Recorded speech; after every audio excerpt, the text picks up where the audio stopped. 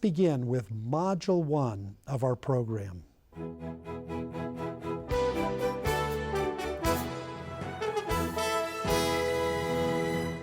In the history of the world, we have never been as mobile as we are today. During most of human history, the ability to travel beyond one's own town or village was an arduous and time-consuming task. Now, communication and travel technologies allow relatively convenient, efficient, and generally affordable means of travel. With such mobility comes an ever-increasing globalization of the Earth's populations, which in turn means that we are more likely than ever to encounter, come into contact with, and develop relationships with peoples from different cultures from our own. Learning how to negotiate interactions across different cultures will therefore become one of the defining competencies of the 21st century. Culture is in some ways like water is to fish. It is the ground to our figure, so all-encompassing that we tend to notice it only when it is missing or not working. Culture can be understood along several facets. Culture consists of the enduring intergenerational patterns of thought, value, and behavior that define a group of people. Culture represents a collection of mental and behavioral patterns that give people a sense of belonging to a group or community viewed by its members as distinct from other groups.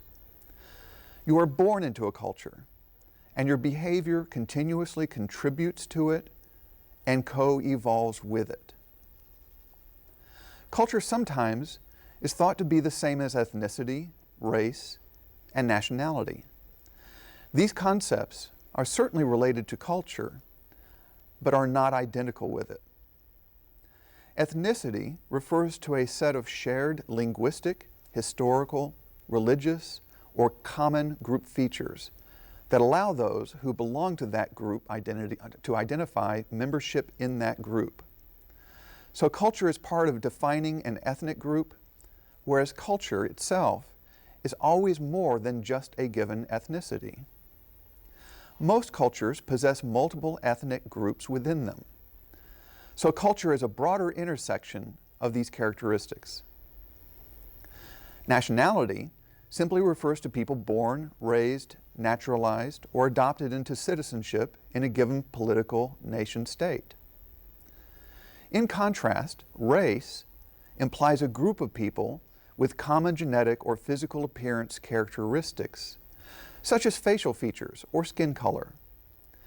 Research shows that the average difference in the DNA of any two individuals chosen at random is typically less than 0.1%. So the biological basis of race is extremely small, despite the importance it often occupies in social life. Another way of thinking about culture is in regard to the various intersections and groups that emerge within cultures. Co-cultures are groups of individuals within a given culture that identify as a distinguishable subgroup, typically based on adopted behaviors, beliefs, rules, symbols, rituals, and activities. Based on certain ongoing intra-group interactions, at any given time, groups such as goths, steampunk, cosplayers, yuppies, militias, skinheads, bikers, deaf, gay, anti-vaxxers, and so on, could be considered co-cultures. For example, in the United States, the South is considered by many to have a different co-culture of mannerisms and norms, which derive from its more agrarian and distinct political history. In Spain, Andalusians would tend to identify as a co-culture within a nationality and a culture. Such co-cultures often strive to become autonomous cultures and nations, illustrating the complex ways in which such culture race, ethnicity, nationality, and co-cultures overlap and intersect with one another. Any normal child born into a given culture is hardwired to learn the language, norms, and rules of that culture. Culture is not genetic, but the predisposition to learn from the culture in which one is raised is genetic. Culture also is intergenerational in the sense that children are not just born into a pre-existing culture, but learn it and carry it with them, contribute and co-create it during their lives, and hand it down to the next generation of children. The culture will have evolved, but it will still resemble and reflect threads of its earlier forms. Thus, culture is dynamic in the sense that it is always in a process of evolution and complex interdependencies and influences of its various constituents. Intercultural communication refers to the process in which meanings arise in interaction among people from different cultures. Intercultural studies seek to understand communication in these types of situations. An example would be studies of how Japanese and North Americans use and interpret excuses differently when they are both engaged in negotiation contexts. It is distinguished from cross-cultural communication, which look for commonalities or universal features of communication. For example, studies that identify the commonality of telephone openings and verbal greetings across cultures and languages is a cross-cultural study. Cultural studies investigate how particular communicative rituals uniquely characterize a given culture. For example, the Super Bowl, or bullfighting, or the Asian Indian Festival of Colors, Holi, are mirrors in which certain culturally unique values, symbols, and histories are reflected. Culture influences the way we think, the ways we perceive the world, the ways we evaluate the world around us, and the ways we behave and communicate in the world. A person raised in a plains and an agrarian culture probably has a different set of meanings and perceptions for a horse than a person raised in a more urbanized culture. An infamous historical example of differing cultural perceptions is the mistranslation that may have, at least partly, led to the U.S. dropping the atomic bomb on Hiroshima. Toward the end of World War II, Japanese Premier Kantaro Suzuki was asked for a response to the Potsdam Declaration ending the war in the European theater. Suzuki replied with a relatively vague but culturally appropriate term, suggesting that he was simply withholding comment, mokusatsu, which can be interpreted as silence. But in the Japanese language, as in most languages, words have multiple and sometimes subtle meanings, depending on contextual cues only fully appreciated by members of that culture. In this instance, a Japanese English provided both the standard silence definition, but also take no notice of, treat anything with silent contempt, which has a more insulting and intractable implication. The U.S. interpreted the Premier's response as a refusal to seek negotiated end to the war, fitting with North American stereotypes of the Japanese culture, seeing it as another typical example of the fanatical banzai and kamikaze spirit, which was evidence that a more demonstrable strategic move by the U.S. was required to bring the war to an end. Culture also affects evaluations. It is considered relatively normal to eat horse in areas of Europe, but in the US, it is generally considered a relatively repulsive idea. Were a German person to compliment your schmuck, which means jewelry or adornment, a Jewish or US person might take offense at its Yiddish meaning idiot or foolish person. In some Arab cultures, displaying the sole of your shoe is offensive, whereas in most others it is merely a relaxing way of reclining when sitting. Finally, culture obviously influences behavior and communication, both verbal and nonverbal. The way people dress, for example, heads covered or uncovered, greet one another, for example, bowing or shaking hands, address one another, for example, tia, teacher, professor, or doctor, and an almost infinite variety of other differences appear whenever you encounter people in another culture. Such differences make up much of the wondrous variety of everyday life in a mobile world in which cultures come into contact on a regular basis. A few basic axioms about such intercultural contact are in order before examining what constitutes competent intercultural communication. First, cultures do not interact. People do. Cultures always affects who you are and how you communicate with others. However, people can negotiate their identities in any given interaction in ways that establish a new relationship in which culture does not dominate the labeling, stereotyping, or functions of the interaction. Two people can come from very different cultures at a conference, social event, for example, and by the end of the evening be interacting less based upon their cultural groups and more as distinct individuals.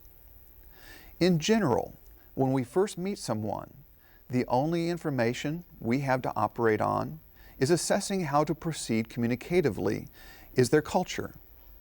Such information is largely based on stimulus generalization. What we think is true of their group is probably true of this person.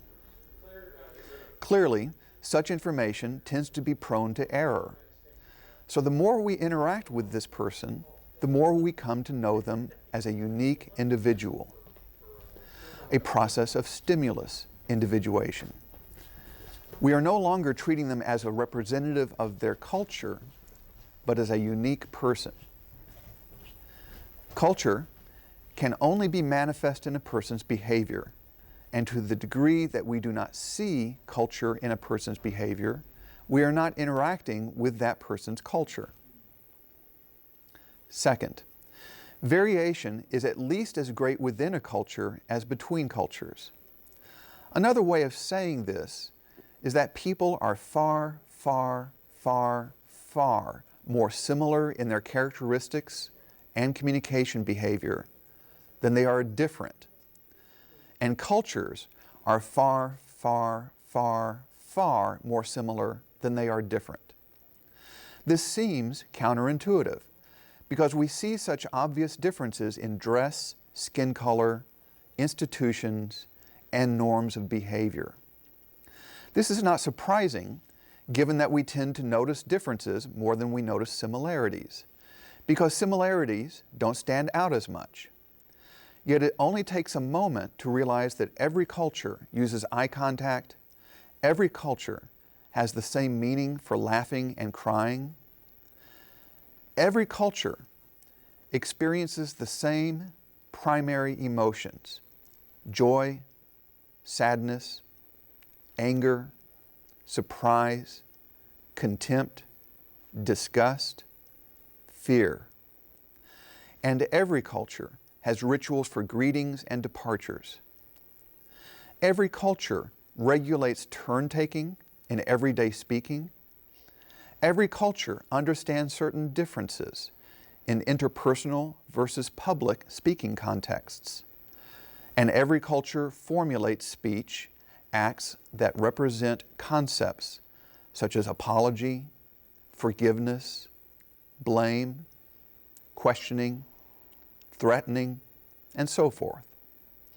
That is, we evolved as humans, and humans evolved to fulfill various functions of individual, mating, and group life, in which communication needs to fulfill various functions essential to competition and cooperation in social life. Cultures may differ in how they display these functions, but they all use communication to fulfill similar functions. It is not surprising, therefore, that cultures and communication are so closely intertwined. Third, all cultures seek to use similar criteria for evaluating communication. When you consider what makes someone a good communicator, the behaviors expected may vary from culture to culture. But in all cultures, such communication is expected to be appropriate and effective. Appropriateness is the fitness, legitimacy, or acceptability of a behavior in a given context. Effectiveness is the degree to which the behavior achieves the functions it is intended to fulfill or serve. The degree to which communication is appropriate and effective subsumes such other important criteria, such as accuracy, efficiency, clarity, understandability, coherence, and adaptiveness. As such, a communicator's competence is a judgment of how appropriate and effective that communicator is. Fourth, judgments of communication differ from one person to another. After you and another person have a conversation, your judgment of your own competence in that conversation will be somewhat different from that person's judgment of your competence. Conversely, the other person's judgment of his or her competence will vary from your view of that person's competence. We may have similar criteria, such as appropriateness and effectiveness, but we apply them differently to different behaviors. It is possible to identify 4 types of skill that are likely to play a role in almost any interaction: attentiveness, composure, coordination, and expressiveness. Attentiveness is the skill of showing attention to, interest in, and concern for other interactants in a conversation. It involves eye contact, asking questions, pursuing topics the other person or persons bring up, and following up those topics to assure the other interactant feels listened to.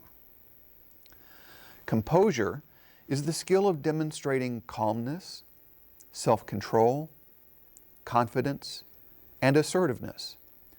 It is revealed in part by minimizing signs of nervousness or anxiety, such as twitches, breaking vocal tone, lengthy pauses within speaking turns, and sentence fragmentation.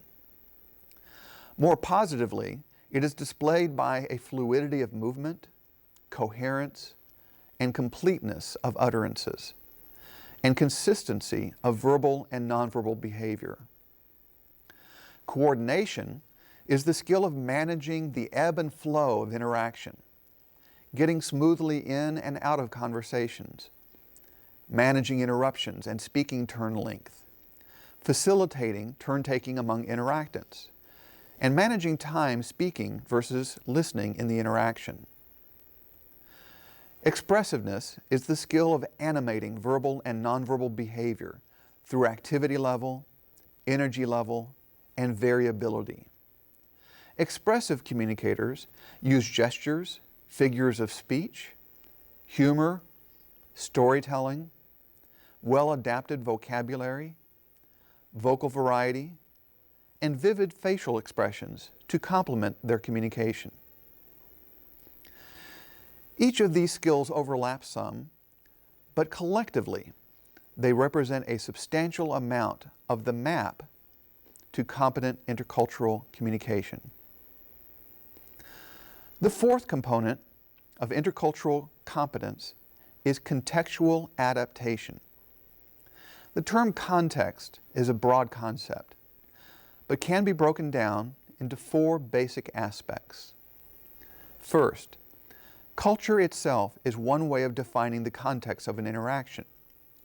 Is it an intercultural or an intracultural interaction? And in what culture is the interaction taking place? Second, what kind of relationship does the communicator have with the other interactants? Different communication is called for or appropriate in different relationships, regardless of culture. So we speak differently to a coworker than we do to our manager, and differently to our child than we do someone else's child, and differently to our spouse than we do to our friend. Third, in what kind of situation or physical environment are we communicating? We communicate differently in an elevator than we do in a conference room. There are different rules of communication in a classroom than at the beach. Finally, what is the function of the communication?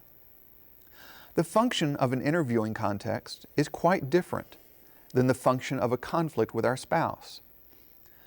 Taking these various facets of a context into account can significantly inform an actor what is required to perform competently in any given communication event.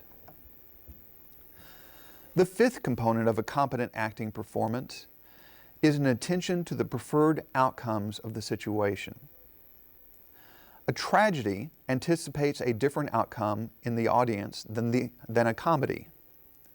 An audience anticipating a romantic storyline will be likely frustrated if the play is a murder mystery, and a movie audience will be confused by a science fiction performance if they were anticipating a historical drama.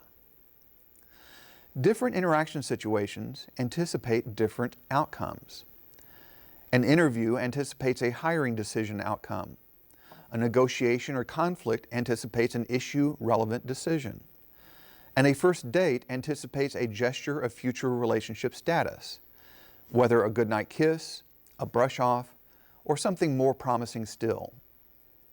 Whichever outcomes a situation anticipates or prefigures, the acting performance will be evaluated in its appropriateness and effectiveness in relation to these outcomes. In summary, almost everything we value about life is achieved through a process of communication.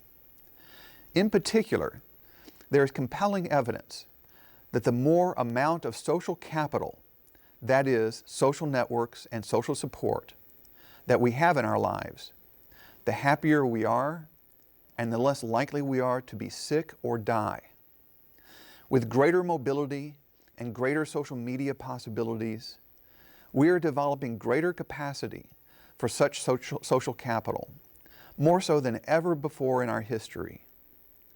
The degree to which each individual succeeds in actually achieving such social networks will depend fundamentally on their communication competence in those relationships.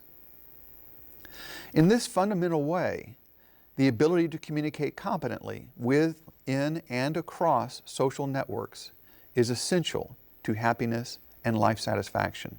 Thank you for your presentation. Let's now go to Module 2 of this program.